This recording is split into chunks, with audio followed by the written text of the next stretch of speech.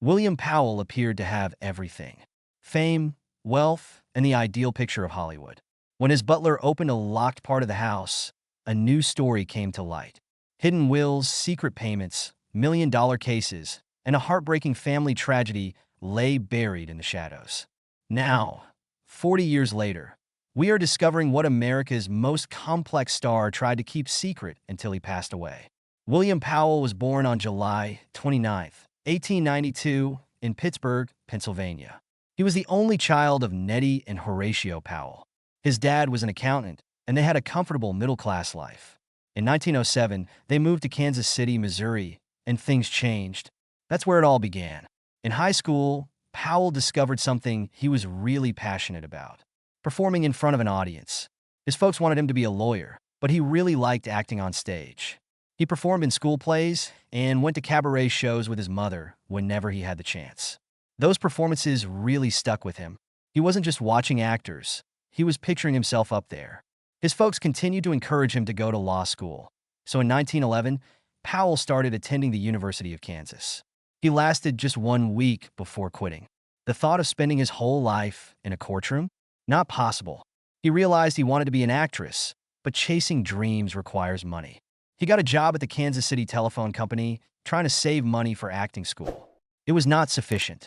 Wanting to get to New York, he asked his rich aunt for help. She agreed, and in 1912, he started learning at the American Academy of Dramatic Arts, ADA. Powell worked hard and studied with future stars like Edward G. Robinson. By 1913, he had finished school, but finding a job in theater was hard. He accepted any jobs he could get, small roles in traveling shows that entertained small crowds. It wasn't fancy, but it was useful training. Powell faced challenges for almost 10 years. He performed in stock companies, moving from one place to another. Things changed in 1920 when he got a part in Spanish Love as Javier. The show had more than 300 performances, which was a big hit and made him famous. Hollywood showed interest. William Powell was still a newcomer when he landed a part in When Knighthood Was in Flower, 1922, a massive historical drama about Henry VIII's court.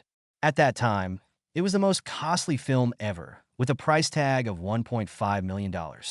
The sets were huge, the outfits were impressive, and they even created a life-size royal boat for one scene. The movie focused on Marion Davies as Mary Tudor, but Powell, who played the crafty Francis I of France, really captured the spotlight. Even though he mainly played baddies in the beginning, his acting showed there was more to him. The movie was impressive. Some scenes were filmed at Windsor Castle, and reviewers were impressed by its beauty, saying it was one of the best accomplishments in film. Powell wasn't a top star yet, but Hollywood was paying attention. A few years later, he showed how strong his playing skills were.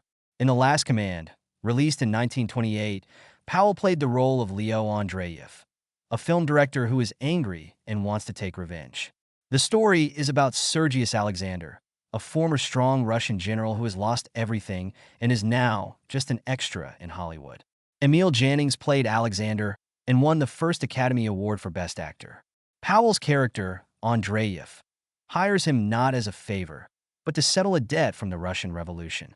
The movie wasn't only focused on payback. It revealed the harsh side of Hollywood, demonstrating how the business can turn someone's misfortune into entertainment. Powell's effort was very strong. He didn't need big movements or dramatic expressions. A quick look or a change in his voice was enough to reveal his character's feelings. This film helped him go from being just a background character to someone who could take charge in a scene. When Hollywood moved from silent movies to films with sound, many artists had a hard time. Their sounds didn't fit their characters, their accents were too strong, or they just didn't have the skill to handle conversations in movies. Powell didn't have any of these issues. His deep, smooth voice and stage training made him one of the few quiet stars who actually benefited from the change. His first sound film, Interference, made in 1928, proved that he could manage speech well and that his voice improved his acting. Then in 1929, he starred in his first major part in The Canary Murder Case. He played Philo Vance, a smart and classy detective looking into a murder. The film was first made as a silent movie, but halfway through, the company chose to make it a talking movie. It was a disaster for some of the group, but it opened up new opportunities for Powell. His voice matched the part perfectly, making the change feel smooth. This job changed everything. Powell had played bad guys for years, but now he was the main star. smart, calm, and confident. The movie was very successful, and it resulted in 3 sequels, making him a Hollywood star. But in reality, things became complicated. Louise Brooke, who played the murder victim, decided not to come back for the sound reshoot. The company had to replace her voice with another actress, and the trouble affected her career. But Powell walked away, untouched. The picture actually increased his popularity. William Powell had a special talent for shining on screen, and some of his charm came from the main ladies who acted alongside him. His connection with Kay on TV, Frances, was impossible to ignore. They collaborated on 6 movies, including Jewel Robbery and One Way Passage, both of which came out in 1932. Frances once said that working with Powell was a great experience, and their collaboration reflected the charm of early Hollywood before strict movie editing started. Their pictures were stylish, elegant, and very charming. Then there was Carole Lombard. Powell and Lombard first worked together in the movies Man of the World and Ladies' Man in 1931. Their bond was more than just what was seen on TV. They fell in love and got married in the same year. Their relationship was very fast-paced. Lombard was 22 years old, lively and carefree, while Powell, at 38, was more serious and thoughtful. Even though they were different, they seemed to complement each other at first. But over time, they started to get on each other's nerves. They got divorced in 1933 because they realized they were too different from each other. Despite everything, they always cared for each other. Their friendship was so strong that they worked together again in the movie My Man Godfrey in 1936, a class on screwball comedy. Their fun and clever performances won over viewers, and their real-life backgrounds made their characters more interesting. Powell had a memorable relationship with Jean Harlow, the stunning blonde actress.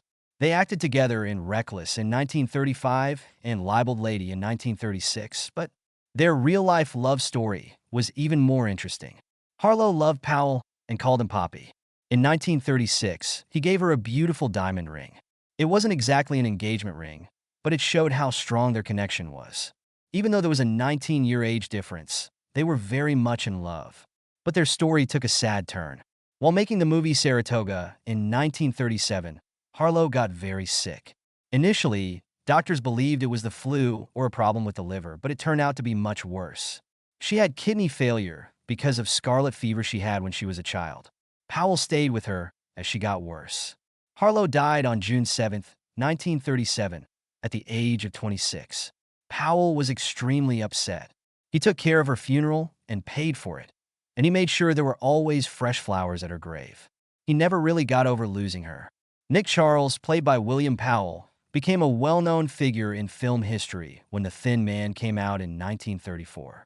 He was a former private detective who married a rich woman named Nora Charles, played by Myrna Loy. Nick was clever, likable, and always had a drink with him.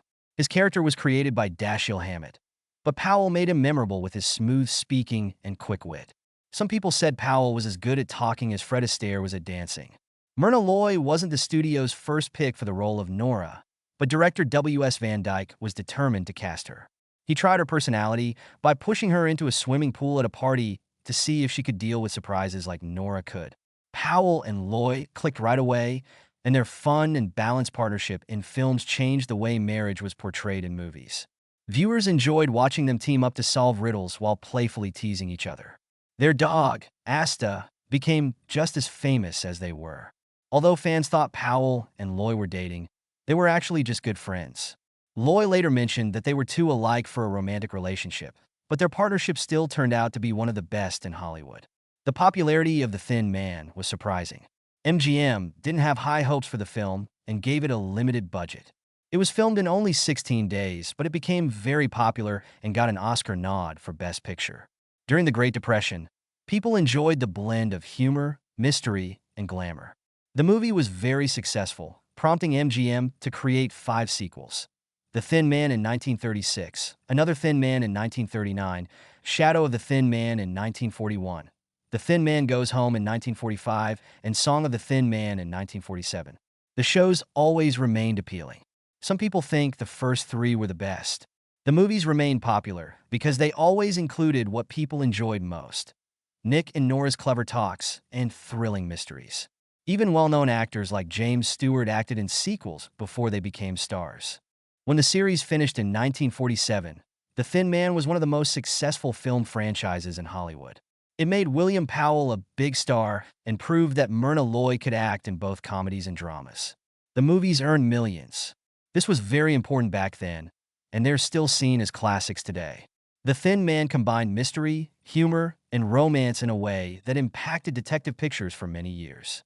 Powell and Loy worked together in more than just the Thin Man movies. They made 14 films together, starting with Manhattan Comedy in 1934. People thought their partnership was so strong that they seemed like a real couple. Actually, they were just very good friends.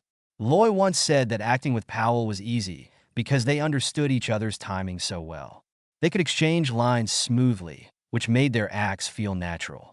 Besides The Thin Man, they made films like Libeled Lady in 1936 and Love Crazy in 1941, showing they can excel in any style.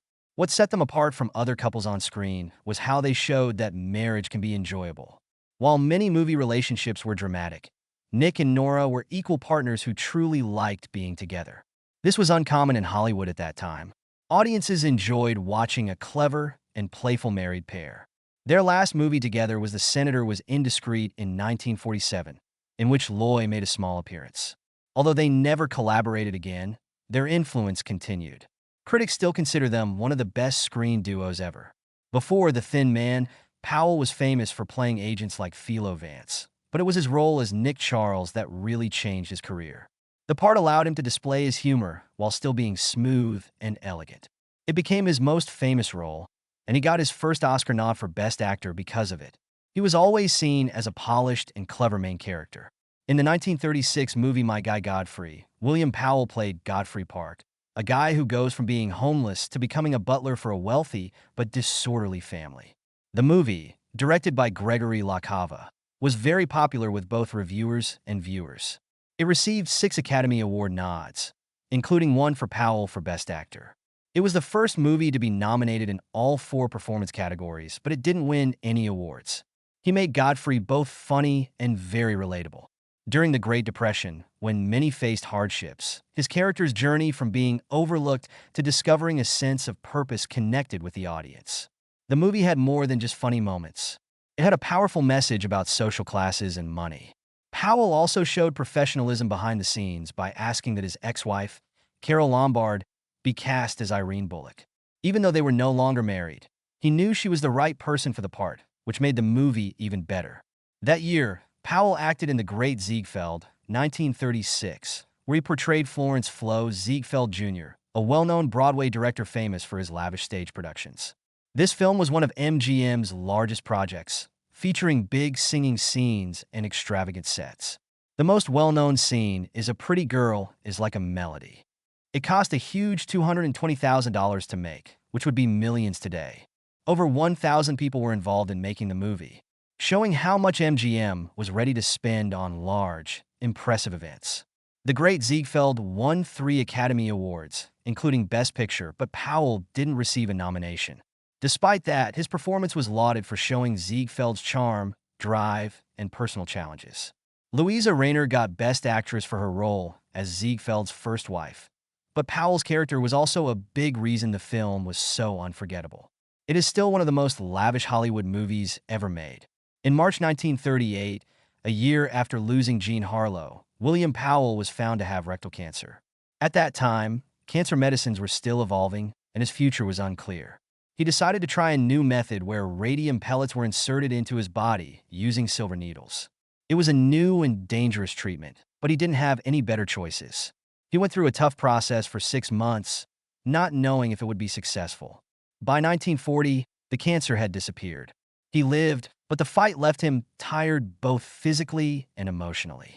He was away from Hollywood for more than a year.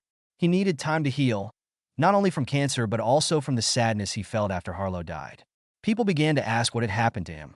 His agent tried to keep things private, telling the media that Powell was only going through some small surgeries and regular healing. In truth, he was trying to get his strength back both in his body and mind. Even in tough times, he held himself with dignity and didn't ask for public support. Years later, when he talked about his illness, he helped start talks about cancer, a topic that many people still felt uncomfortable discussing. His life was more than just a personal success. Even when getting a cancer diagnosis usually felt like the end, when Powell returned to acting, he did so in a unique way. You can disregard this. In 1947, he acted in the movie Life with Father, which is based on Clarence Day Jr. This is a story about growing up in a strict but loving home in New York during the Victorian era. Powell played Clarence Day Sr., a dad trying to keep his energetic family in check. The job was a great match for him. His clever humor and kindness made the character both stubborn and endearing. People really enjoyed it. Critics praised his performance and said he deserves a nod for Best Actor at the Academy Awards. The movie was very successful and became popular for Warner Brothers' return. Major films from the late 1940s. It was funny, touching, and very appealing, just what people wanted after the war. For Powell, this movie was more than just another part to play. It showed that he was still doing really well despite all he had experienced. In the middle of everything, Powell discovered something he never expected: real and permanent love. In January 1940, he surprised everyone in Hollywood by marrying actress Diana Lewis just 3 weeks after they started dating. Many people believed it wouldn't last. Powell was 47 years old, had been divorced twice, and had gone through the painful loss of Harlow. 27 years younger, full of energy, and called Mousy because she is small. The chances weren't in their favor, but they didn't mind. They got married at Hiddenwell Ranch in Nevada and began a new life together, away from the noise of Hollywood. Unlike many Hollywood women, Lewis stopped acting after getting married. She didn't want attention. She wanted to concentrate on her marriage. Their love got stronger with each passing year. Powell often said she rescued him, bringing him the happiness and security he had lacked. Lewis once mentioned that her love for him grew stronger every year. William Powell's later work proved that he still had his charm in his 60s. In the 1953 movie How to Marry a Millionaire, he played the character J.D. Hanley, is a wealthy widower who falls in love with Shotza Page, a character played by Lauren Bacall. The movie was about 3 women who wanted to marry rich guys. But Powell had a different job. Instead of being an old man foolishly trying to be young again, he was wise and kind.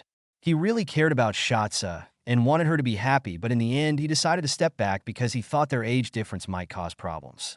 Even in a fun comedy, Powell showed more depth and feeling, showing that his acting skills had improved over time. His last movie, Mr. Roberts, made in 1955, was a great part for him.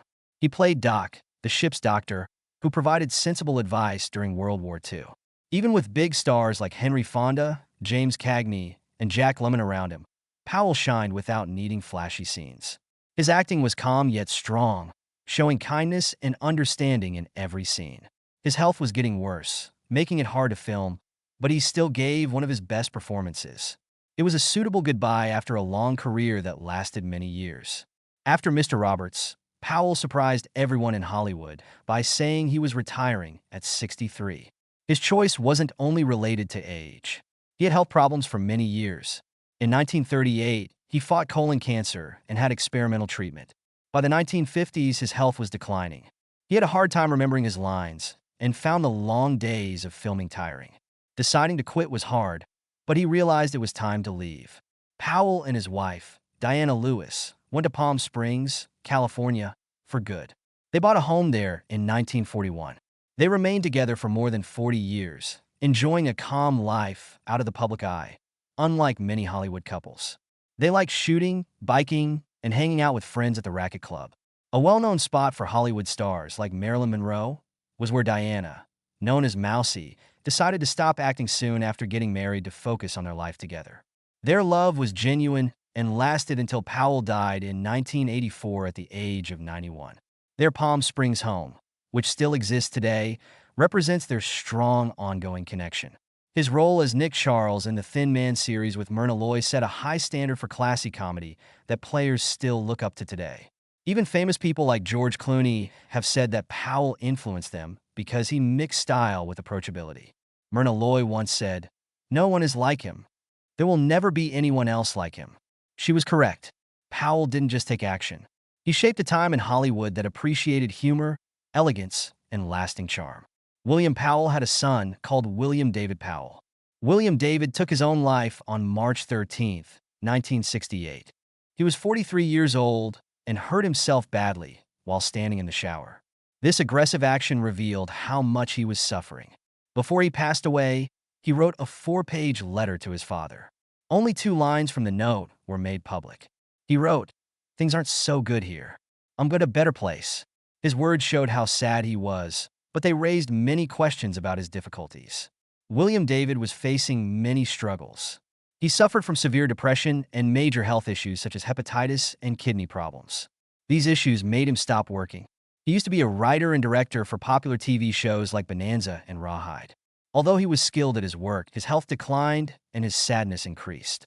His father, William Powell, was deeply saddened by his son's death. William Powell lived until 1984, but the loss of his son hurt him greatly for the rest of his life. Most of William David's notes remained secret. His father decided not to share it. This made people curious about what else was in the letter. Did he share more about his pain? Were there words only for his father? Nobody outside the family was aware. William Powell was a reserved and private person. After losing his son, he spoke even less about his personal life. William Powell's home had surprising secrets. Before he passed away, he created a charitable lead annuity trust known as a CLAT. This trust was meant to provide money to a foundation while he was living, and whatever was left would go to his family afterward. However, there was a major issue. Powell died just a week after making it. That raised suspicions. It seemed like a quick way to avoid paying taxes. The U.S. tax court didn't accept it. They said Powell still controlled the family business assets. Everything in the trust is still considered part of his assets. This meant his family had to pay millions in extra taxes, more than they anticipated. This choice caused a lot of worry among estate planners everywhere. Powell's estate faced more issues. His lawyers argued that his assets were worth less because they were difficult to sell. They used a 25% deal to try to lower their taxes. But the IRS disagreed. They believed Powell had too much power, so there was no need for a deal. The court said that sneaky tax tricks don't always succeed. But that wasn't the only problem.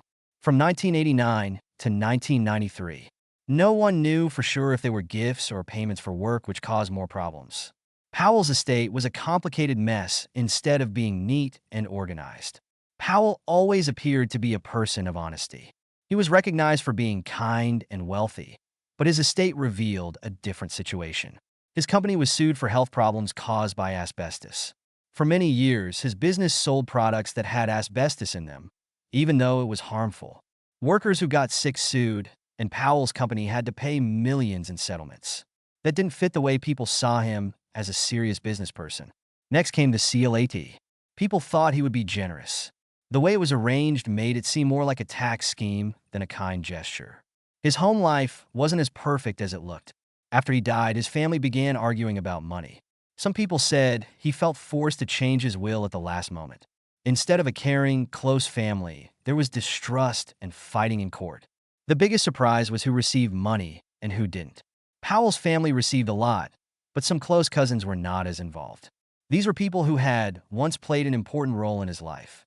Nobody really knew the reason, but it seemed like there were family arguments or outside pressure. Unexpected people appeared in his will. Charities received a lot of money, but because of the CLAT, people questioned whether it was truly for charity or just a way to save on taxes. Some long-term workers and business partners received money, leading people to wonder how much power they had over Powell in his last days. Powell included a rule in his will. Anyone who tried to challenge it would lose their fortune. He believed that would end the family conflict. It didn't happen. The people who were excluded went to court, arguing that he wasn't thinking clearly when he made those choices. The court fight lasted for many years. His family worked hard to change the will. The IRS worked hard to gather more taxes. The court sided with the IRS. They claimed that Powell attempted to shift money to dodge taxes, but it failed. His estate had to pay more than $5 million.